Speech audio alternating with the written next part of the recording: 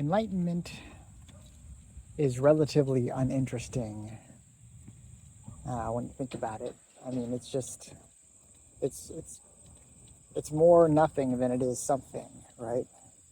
Um, it's no self, it's no time, it's no turmoil, um, unyielding peace and unyielding freedom, um, which peace is more like the absence of things. Freedom is just anything. So that's where different perspectives come in, different philosophies come in to make things a little bit more interesting. And, so recently for me, it was me talking with the cosmos. I was using the word God in the prior video, but I think I like cosmos a little bit better. So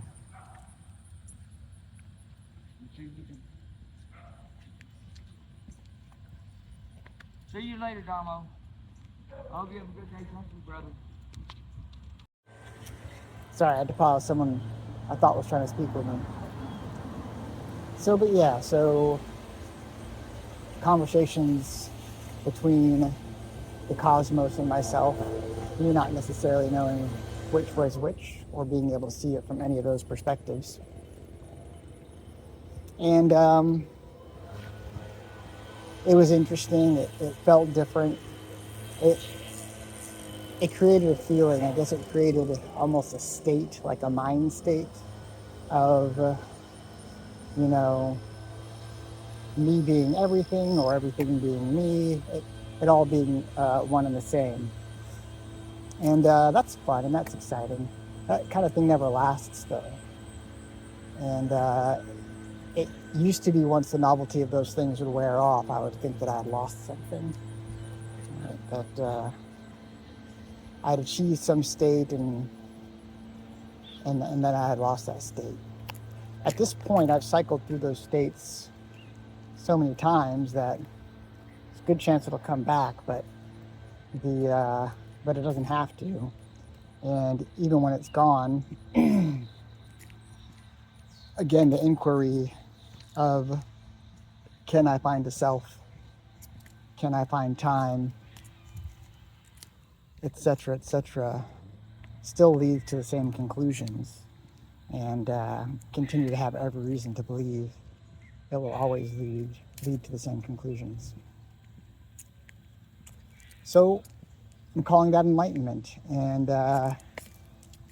with a little bit of cringe when I say that word, because that word sounds so lofty.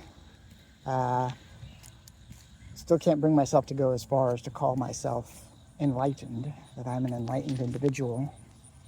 Because none of that really makes sense anyway, that there is an enlightenment, that there is an enlightened individual. But when I say it, I'm not trying to raise myself up to a certain level. I'm trying to diminish that term, right? Really trying to sully and break that term, make it more accessible to everyone. It makes me cringe when I use it, and that's, I'm not sure that it should. And I do think more people should use it. Just thinking earlier about, not being able to find the self. And, it doesn't mean it doesn't exist, but it does mean that that's sort of my most common interpretation. For all I know, Santa Claus really exists. The Easter Bunny really exists. And, maybe it's Santa Claus and the Easter Bunny that were pretending to be my parents rather than the other way around. Doesn't seem very likely, and it seems a lot easier to say with confidence there is no Santa Claus and there is no Easter Bunny. That's kind of how it is with the self. No reason to believe that it exists, but I'm not going to go as far as to say with 100% certainty that it doesn't It's the difference between the self and Santa Claus is that the self is not really even well defined. Santa Claus is very well defined. So in some ways that makes it easier to say that it doesn't exist. If I say the self doesn't exist, what self am I even talking about? What is there that wouldn't exist?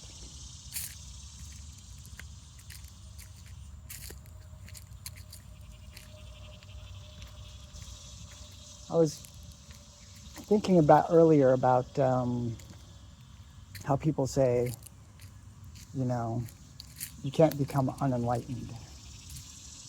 And I tried to doubt that for a moment, especially when this weekend, I wasn't feeling too hot, wasn't feeling too good. And I don't know, a way it seemed like becoming unenlightened would be possible, but I also you can't unsee it, right? I can't unsee this. I mean, it would be like choosing, somehow becoming convinced again that Santa Claus is real. I'm a little closer to this than I am to Santa Claus. I haven't believed in Santa Claus in a long time. I'm still in the habit of thinking there's a self, in a way, or acting as if I think there's a self. If that makes any sense. But every bit of scrutiny tells me that there isn't one. And there's more and more times where it's just sort of an accepted notion, where it's, in the background that there is no self. It's in the background that there is no time. I don't even bother looking because I know what I'll find. And but the question still comes up.